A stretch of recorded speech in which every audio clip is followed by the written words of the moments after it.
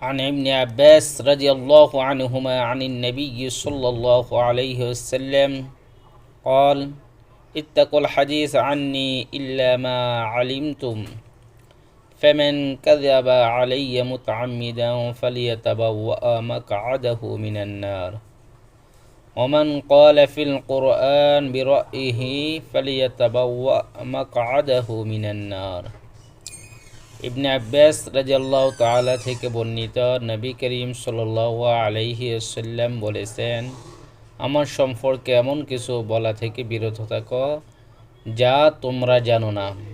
যে ব্যক্তি ইচ্ছাকৃতভাবে আমার উপর মিথ্যা আরোপ করে সে যেন জাহান্নামে তার স্থান প্রস্তুত করে নেয়, নাউজুবিল্লাহ। আর যে ব্যক্তি কোরআন সম্পর্কে নিজের মতামত প্রকাশ করে সে যেন জাহান্নামে তার স্থান প্রস্তুত করে নেয়। আরিফিল হাদিস ওমাল ফারক বাইনাল হাদিস ওয়াল কুদুস।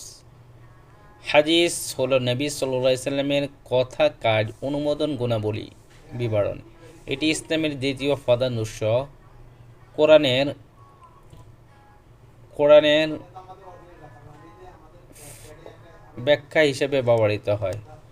হাদিস ও কুদুসি, নবী সাল্লাল্লাহু আলাইহি সাল্লামের কথা, কাজ, আল্লাহ কথা যা নবী সাল্লাল্লাহু আলাইহি সাল্লাম বলেছেন। ভাষাগত ও শব্দ, নবী সাল্লাল্লাহু আলাইহি সাল্লাম নিজ ভাষা বলেছেন, আল্লাহ বলেছেন, নবী সাল্লাল্লাহু আলাইহি সাল্লাম তার নিজের ভাষা বর্ণনা করেছেন। কোরআনের পর ইসলামের দ্বিতীয় উৎস। সাধারণত হাদিসের তুলনা মর্যাদাপূর্ণ, তবে কোরআনের সমতুল্য নয়। সামাজিক ও বিশ্বের, নবী সাল্লাল্লাহু আলাইহি সাল্লাম বলেছেন, ইয়াকুম ওয়াল কিযবা ফাইন্নাল কিযবা ইয়াহদি ইলাল ফুজুর ওয়া ইন্নাল ফুজুরা ইয়াহদি ইলান নার। তোমরা মিথ্যা থেকে বেঁচে থাকো, কারণ মিথ্যা পাপের দিকে নিয়ে যায় আর পাপ জাহান্নামের দিকে নিয়ে যায়, নাউজুবিল্লাহ নাউজুবিল্লাহ।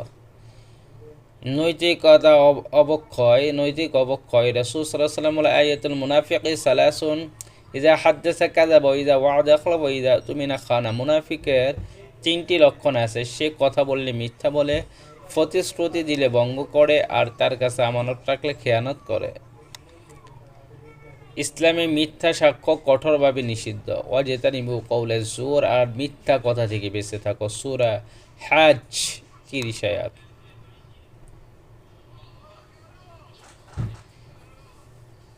রাসূল সাল্লাল্লাহু আলাইহি ওয়াসাল্লাম পরকালের শাস্তি সম্পর্কে রাসূল সাল্লাল্লাহু আলাইহি ওয়াসাল্লাম বলেছেন, আমি দুইটি ব্যক্তিকে দেখলাম যারা বলল, যাকে তুমি দেখেছ যার মুখ চেহারা হচ্ছে, সে একজন মিথ্যাবাদী, যে মিথ্যা কথা বলে এবং তা চারদিকে ছড়িয়ে পড়ে, কিয়ামত পর্যন্ত তাকে